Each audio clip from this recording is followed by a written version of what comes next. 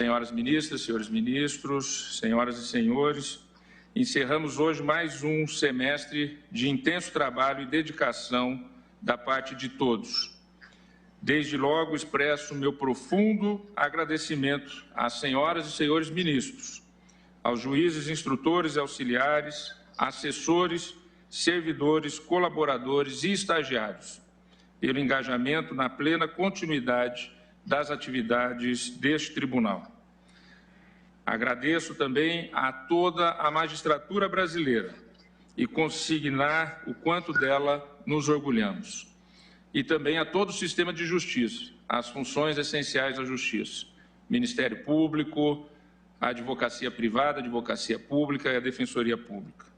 Agradeço o grande esforço de cada um dos magistrados, das magistradas, dos servidores e dos colaboradores do Poder Judiciário pela dedicação, pelo comprometimento e pela perseverança em realizar a justiça no cotidiano dos brasileiros. Agradeço ainda a contribuição imprescindível, como já disse, das funções essenciais da justiça. Foi um semestre de grandes desafios, mas também um semestre de união de forças, de colaboração e diálogo construtivo. Com criatividade e empenho, nos adaptamos às novas rotinas de trabalho e, a partir de um esforço comum, realizamos um primeiro semestre extremamente frutífero. Exercer a jurisdição constitucional em um país complexo como o Brasil, com seus 210 milhões de habitantes, 27 estados, 5.570 municípios e 90 tribunais, não é tarefa fácil. Essa missão tornou-se ainda mais árdua em meio a uma pandemia que fragiliza a todos nós e a todos impacta, e que, infelizmente, tem ceifado inúmeras vidas. Já são quase 60 mil mortos em decorrência da doença. São 60 mil vidas e projetos interrompidos. Inclusive, ontem, um falecimento de um desembargador do Tribunal de Justiça do Estado do Paraná. Enviamos, então, aqui as nossas condolências à sua família, aos seus amigos e ao Tribunal de Justiça do Estado do Paraná, na pessoa do seu presidente Xisto. São inúmeras famílias que amargam a dor da perda de um ente querido. Em nome do Supremo Tribunal Federal e de todo o Poder Judiciário, expresso mais uma vez a mais profunda solidariedade e pêsames às famílias enlutadas. Em meio à pandemia, passamos a conviver com a incerteza quanto ao futuro, a temer por nossa própria saúde e também daqueles que amamos. Projetos foram adiados, negócios, alguns decorrentes do trabalho de uma vida inteira, foram suspensos ou encerrados. Inúmeras famílias perderam ou sofreram redução de sua renda. O brasileiro passou a clamar por mais saúde, segurança, estabilidade, emprego, renda e alimentação. Passou, assim, a clamar pela efetividade dos seus direitos individuais, sociais, econômicos e culturais. Mas é nos momentos exatamente de maior fragilidade social e de incerteza que a relevância e a responsabilidade do Poder Judiciário e de todo o sistema de justiça se amplificam. No Estado Democrático de Direito, a justiça é a justiça que faz valer as leis e a Constituição. É a justiça que livra o cidadão do arbítrio e assegura a efetividade dos seus direitos mais básicos. É também função primordial da justiça promover segurança jurídica, gerando confiança, previsibilidade e estabilidade às relações. Tendo isso em vista, no primeiro semestre de 2020, o Poder Judiciário brasileiro e o Supremo Tribunal Federal mantiveram-se em pleno funcionamento, oferecendo o devido amparo à sociedade brasileira. Com independência e altivez, essa Suprema Corte atuou como elemento estabilizador da ordem política, econômica e social, com o trabalho de cada um dos seus ministros e ministras, decidindo acerca de temas fundamentais ao regular funcionamento do Estado Democrático de Direito. Em meio à pandemia, seguimos sendo a Suprema Corte mais produtiva do mundo. Encerramos o semestre com o menor acervo dos últimos 24 anos. São 29.289.288 285 processos hoje em tramitação.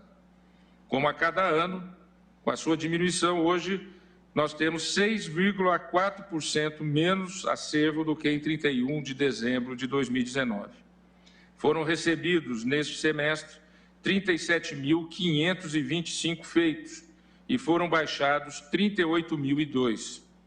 17.360 processos foram registrados à presidência e 17.487 distribuídos aos ministros.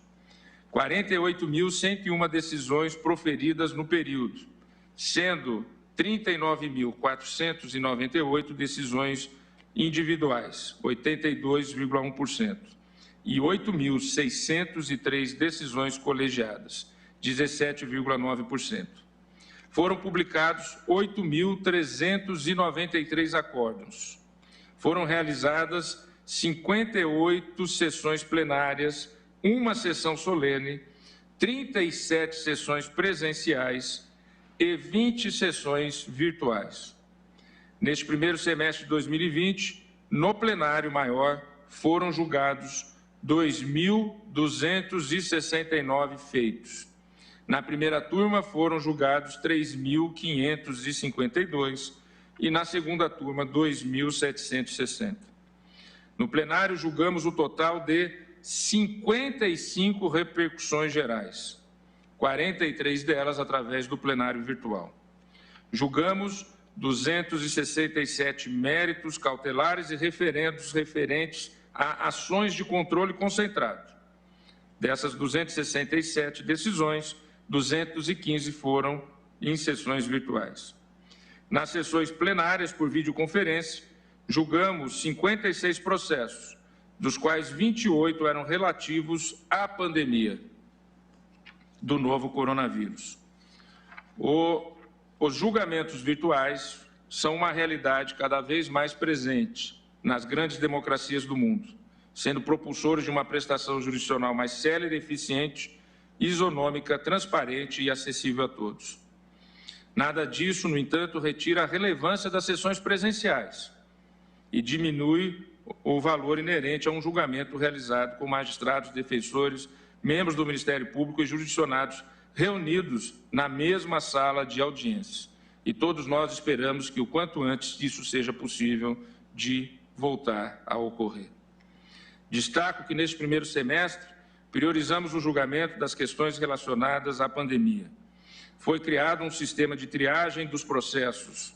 Seguimos monitorando a judicialização da pandemia perante o tribunal por meio do painel das ações Covid-19, acessível a todos pelo sítio eletrônico do tribunal na internet. Até o momento, foram registrados no tribunal, vejam o impressionante número, 3.533 ações relacionadas de alguma forma à pandemia. E foram proferidas 3.692 decisões quanto ao tema. Mediante suas decisões, o Supremo fixou diretrizes de interpretação normativo-constitucional aos poderes públicos e aos entes da Federação em todas as suas esferas, acerca das situações extraordinárias surgidas com a pandemia. Validamos medidas emergenciais adotadas pelos poderes públicos sempre que compatíveis com a Constituição e coibimos eventuais excessos, tudo dentro da Constituição e colegiadamente. Na qualidade de grande árbitro da Federação, o Tribunal promoveu a necessária coordenação entre as unidades federativas no enfrentamento à pandemia. Desse modo, promoveu a segurança jurídica necessária para que o país possa cruzar essa pandemia, ao menos na área jurídica, com a máxima atenção à saúde da população e zelando pela manutenção dos empregos, da renda e da capacidade produtiva do setor do mercado e do setor estatal. Destaco os seguintes julgamentos emblemáticos acerca da pandemia proferidos por esta Corte. Legitimidade da redução da jornada de trabalho e do salário ou da suspensão temporária do contrato de trabalho por meio de acordos individuais, independentemente de anuência sindical. Suspensão da norma que não considera doença ocupacional os casos de contaminação pelo coronavírus e de que limita a atuação dos auditores, que limitava a atuação de auditores fiscais do trabalho à atividade de orientação. Afastamento da exigência da Lei de Responsabilidade Fiscal e da Lei de Diretrizes Orçamentárias, a fim de viabilizar programas de combate ao novo coronavírus. Suspensão da norma da medida provisória 928/2020, que restringia a Lei de Acesso à Informação. Dispensa da autorização do Ministério da Saúde ou da Anvisa para que os estados e os municípios, no âmbito de suas competências respectivas e nos limites de seu território, decretassem medidas de isolamento e quarentena, mas sempre com fundamentos em orientações técnicas de organizações da saúde. Declaração de que os atos de agentes públicos na pandemia devem observar critérios técnicos e científicos de entidades médicas e sanitárias, sob pena de configurar erro grosseiro, sendo passível de responsabilização.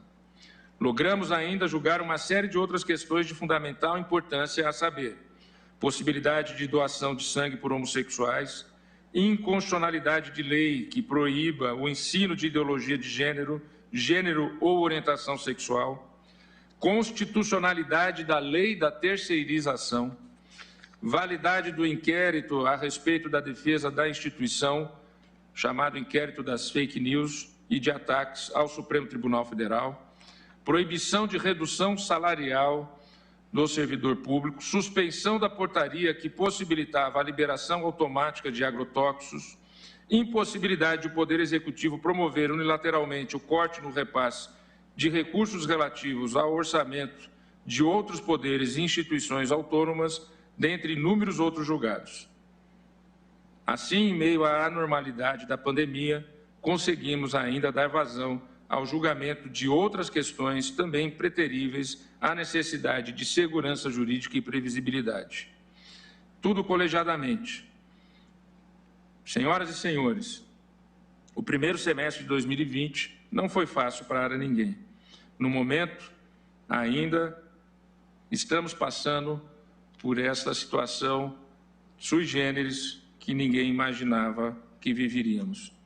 Em meio a uma pandemia que atinge a todos e afeta especialmente os socialmente mais vulneráveis, a sociedade brasileira viu-se instada a exercitar a solidariedade e o espírito fraternal, mais do que nunca. As instituições públicas e privadas reforçaram o diálogo na busca por soluções para os impasses decorrentes da crise social e de saúde, e muito ainda há de ser feito. Destaco que pesquisa divulgada recentemente pelo Instituto Datafolha, do jornal Folha de São Paulo, revelou que 75% dos entrevistados apoiam a democracia. Isso prova que a democracia brasileira e também o Supremo Tribunal Federal, que foi muito bem avaliado, emergem fortalecidos. Amanhã, dia 2 de julho, terá início o recesso legal forense do Tribunal. Nesse período, os prazos ficam, por força legal, suspensos, nos termos da Lei Complementar 35 de 1979. Não obstante, este Supremo Tribunal Federal não para, nem o Judiciário. Estaremos seguindo, apreciando os processos urgentes, bem como os gabinetes dos ministros seguirão trabalhando, dando continuidade à análise interna dos feitos que compõem os respectivos acervos. A Justiça brasileira e o Supremo Tribunal Federal sempre estarão apostos para atender às demandas do povo brasileiro por justiça, inclusão, igualdade e liberdade. Seguiremos firmes nessa missão de guardas da Constituição. É isso que a sociedade brasileira espera de nós e é esse o nosso compromisso. Na oportunidade, desejo às senhoras ministras, aos senhores ministros, que possam também ter nesse período, embora haja a continuidade dos trabalhos, um período que nós possamos também ter uma revitalização e uma reflexão e um pouco de descanso também para cuidarmos exatamente da nossa saúde física e mental, que tanto uma corte como essa nos consome. Volto a dizer, mais de 3.500 processos só relativos à Covid. Se nós compararmos, por exemplo, com uma Suprema Corte dos Estados Unidos da América, que julga 100 processos por ano. Vejam a carga de trabalho que nós temos. Mas esse compromisso nós não renunciamos, muito pelo contrário, o enfrentamos e vamos continuar enfrentando. Às senhoras e senhores ministros, nesse período de recesso, desejo muita saúde e muita paz. Ao Ministério Público, na pessoa do senhor Procurador-Geral da República, desejo também que tenha um bom período de reflexão de atividades, também com muita saúde. E também estendo esses votos a toda a advocacia, privada e pública, à Defensoria Pública, às funções essenciais da Justiça, à Polícia Judiciária, aos nossos juízes auxiliares e instrutores, aos nossos servidores, à nossa Secretaria de Plenário, que sempre está aqui a postos para nos auxiliar durante as sessões, a todos os colaboradores, estagiários, a todos os servidores, aos setoristas e à imprensa que divulga as nossas ações, a todas as senhoras e os senhores que nos acompanham, que nós possamos ter um mês de julho de muita saúde e tranquilidade e que nós possamos voltar com as sessões colegiadas no mês de agosto revitalizados. É o que desejo a todos. Ministro Marco Aurélio pede a palavra.